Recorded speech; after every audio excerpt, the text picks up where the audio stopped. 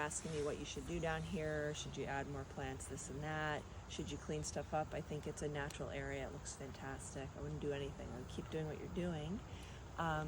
You have blueberries and huckleberries and ferns, and you have some hostas. Great, that's fine. You have goldenrod and you have asters. You know, it's just like a dream scenario over here.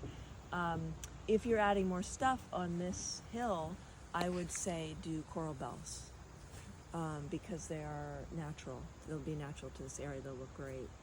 Native plants, they'll just fit right in here, and over time maybe you even get rid of some of your lily of the valley, because they can take over, although ferns seem to be doing a very good job of keeping them down, so that's great. Maybe they can coexist. Okay. Great.